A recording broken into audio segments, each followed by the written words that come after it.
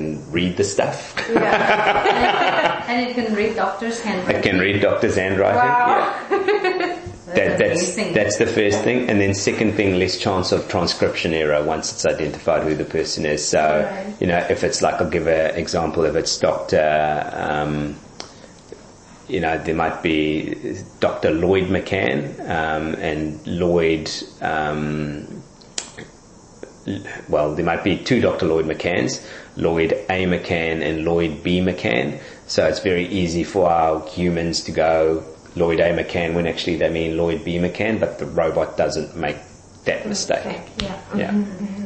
And the accuracy of OCR is really 98%. Wow. And that will, because it does have some machine learning built into it, that will continually improve. So as it sees more, referrals, and where it can't, in those instances where it can't read it, obviously the human team will then go and identify, actually it's Dr. such and such. The OCR process then learns that, so next time that referral comes in, it should be able to recognize it. So that will continue to improve. So it just gets reinforced.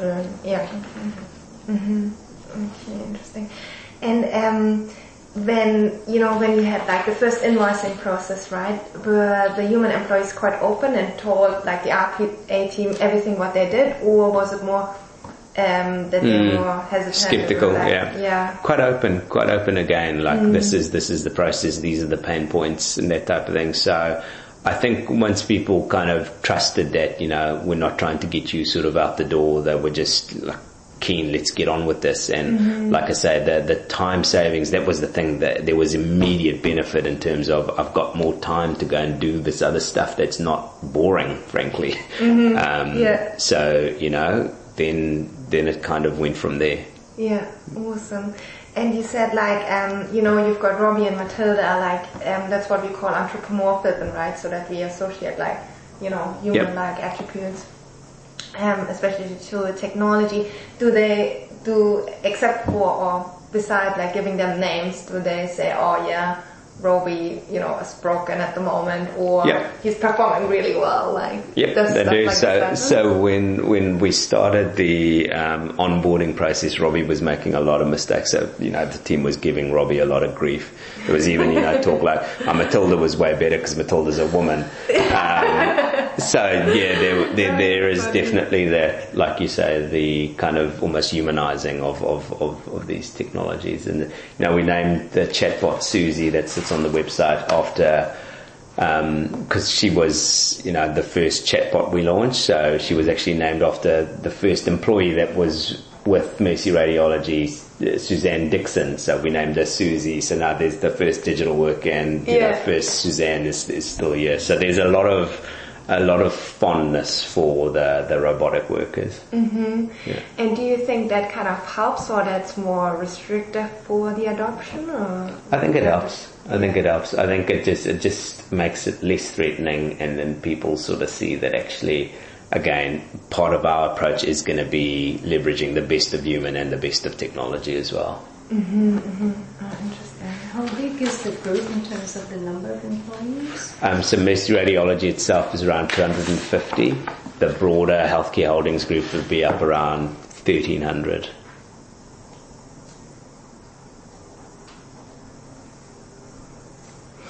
And during the implementation, like you said, Robbie was not as good as Matilda, for example, right? When you reflect on the whole implementation journey, what were kind of the major challenges that you experienced? I think because of the I guess the nature of the work, and like I say, the reliance on individuals to kind of own a process, run it and understand it and that type of thing, we often, in fact in all instances I would have said, underestimated the complicatedness of the process itself. So it took us a few goes to kind of unpick, actually, this step happens before this step, there's a dependency here, etc., etc. So perhaps, and this is probably mainly my fault. Like for the first process, I said I want it done in 6 weeks.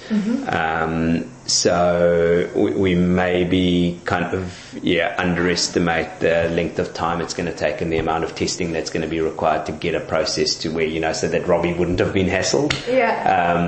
But I guess that's also just actually part of the learning, right? So totally. we need to be agile as opposed to kind of traditional waterfall type methodology where we take it in bite-sized chunks and just iterate so that it gets better and better and better as we go. But I think often we do underestimate just how difficult something is potentially actually going to be. So that's super interesting. So actually it was a challenge to actually learn how the process actually works, how the different employees work together, which documents they need, which, as you said, the dependencies. So it actually has an effect on the transparency, right? Like, how do we actually go about it? How do we do this? As I was saying, that key person risk really hit home for me when I was like, the lady's name is Maureen.